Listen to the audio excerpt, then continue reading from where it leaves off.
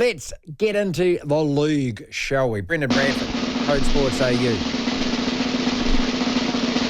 And just having a quick squiz for you down the points table. Panthers on top, sharing it with the Broncos, 34 each. Warriors and the Storm have got 30 each. Then it's 28 for the Raiders. And then you've got this big logjam. Rabbits, Sharks, Cowboys, Knights, Seagulls, Eels.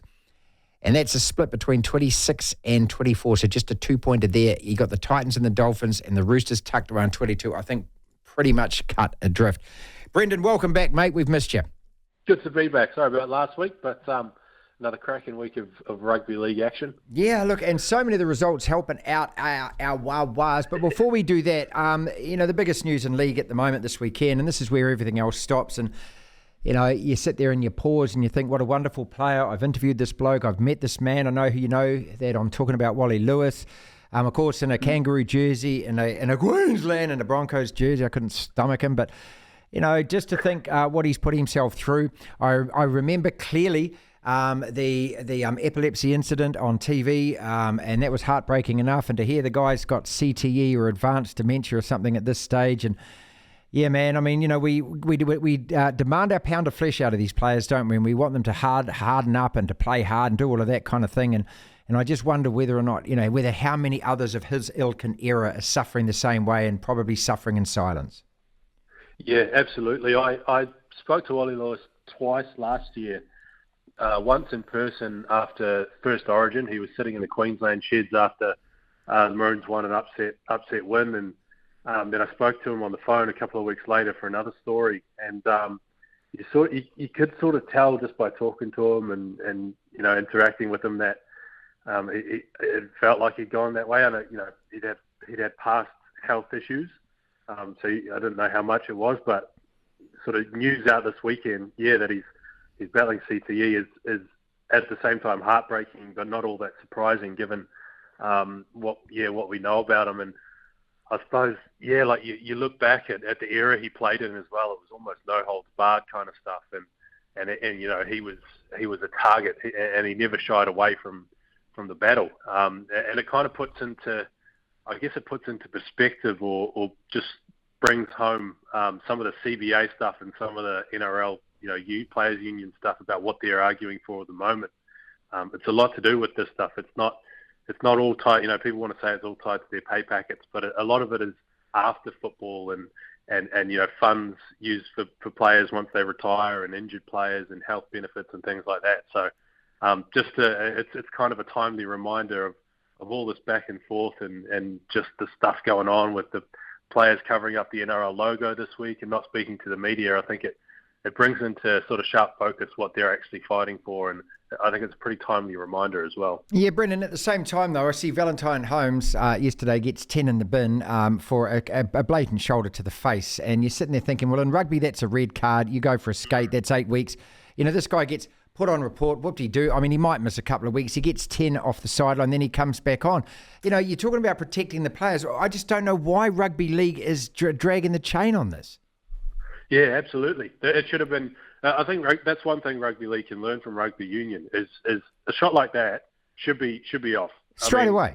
Not that it's there was nothing malicious in it. Valentine Holmes is a good hard player. He's a fair player and he's a nice guy.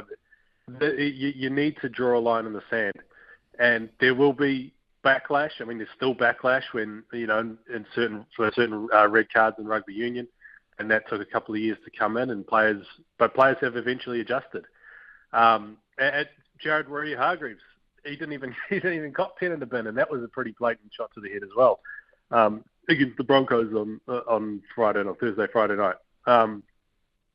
They need to, for all the big talk about clamping down and blah blah blah, and there's the big one at the moment is the hip drop tackle, but I mean they really haven't truly addressed the concussion, the head knocks. They need to start making these things immediate red cards, immediate sort of longer bans, 4 weeks, 5 weeks, 6 weeks.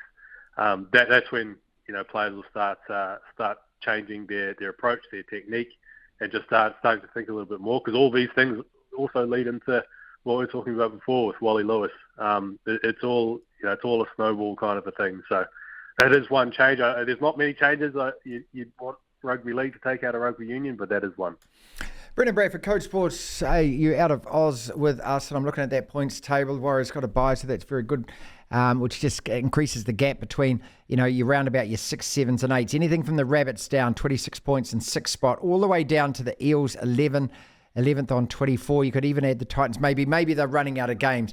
But that log jam now fighting out for those last couple of spots. It's awesome, isn't it? I mean, what it means is that the last 3 or 4 weeks of the season, there's going to be something just about on every single game. Yeah, I mean, the last sort of, 10 years even, you look back and there's maybe three teams trying to jam into the last 2 spots. But now we've got literally probably maybe 6 that could go in, drop out. You mentioned the Titans. I reckon Titans are there. They've got momentum. They've had a really good win on the weekend. Yeah, 22 brilliant. I points. watched that. Yeah, watch that game.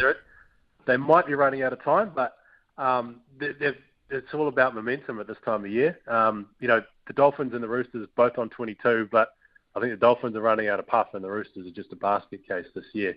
But yeah, Titans, Eels, Manly, Knights, Cowboys, Sharks, Rabbitohs, they could all be in, or those teams that are in the top 8 could drop out. And then you look up, you're looking at a first place sort of battle at the top of the tables. There's going to be a race for the top 4, and the Warriors are right there. Probably the only thing we've decided, I think, is the wooden spoon. I think the Tigers have locked that up. They're 4 points behind the Dragons with however many games to go, and I don't think they have the easiest run. They don't have the easiest run. I think they've got the Broncos and the Warriors, so I think that the Tigers have locked that up. But everything else, you want to catch every single game. How good are the Knights and how dangerous are they going to be? It's just, you talked about your great word momentum around this time of the year. I always look for teams that have timed their run late, and the Cowboys were on a 6-match winning streak. That got upset, and they were that team. But I'm looking at the Knights, who are just behind them at the moment as well, thinking, ooh, man, if I'd quite like to avoid them, I think, from now till the end of the season. You know who the Knights are reminding me of right now is the Warriors of about 10 to 15 years ago, post-Origin.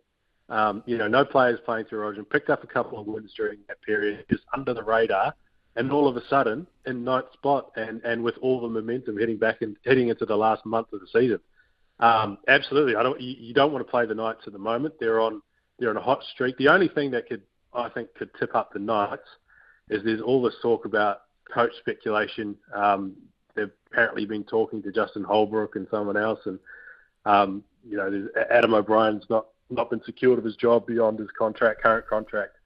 That off-field stuff could derail them, but the Knights. I mean, Ponga missed a fair chunk of the season, but now he comes back. He looks refreshed. The whole side just looks invigorated. And watching the football on the weekend, there are a couple of really tired teams going around. I think the Roosters just look tired. The Eels look pretty tired. Sharks look terrible, don't they? I mean, they're just they're on the Sharks are in free fall at the moment. Yeah. But the Knights, the Titans look just full of energy. I mean, it's easy to say when you're winning, but these are the danger teams. And I haven't looked into who they're playing, who these guys are playing over the next couple of weeks. I know the Titans have got the Warriors, but if there's Titans, Eels, or the Knights have got the Knights got the Dolphins away, and then the Bulldogs at home, mate. So that's they're winnable games, absolutely winnable games. Yeah, then they get the Rabbits. Yeah.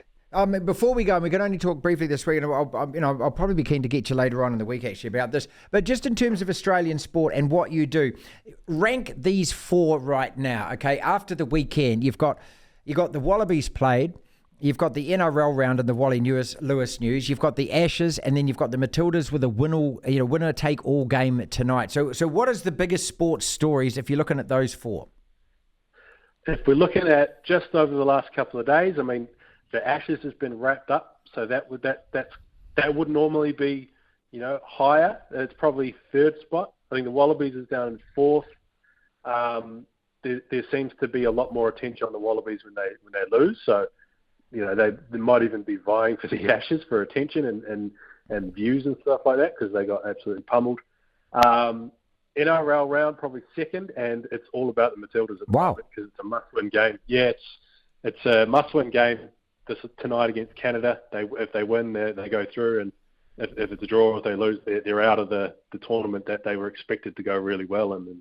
And people were saying they could win it. So That's the sort of status of the weekend. But by next weekend, if the Matildas are out, it'll be rugby league number one, and then daylight second probably.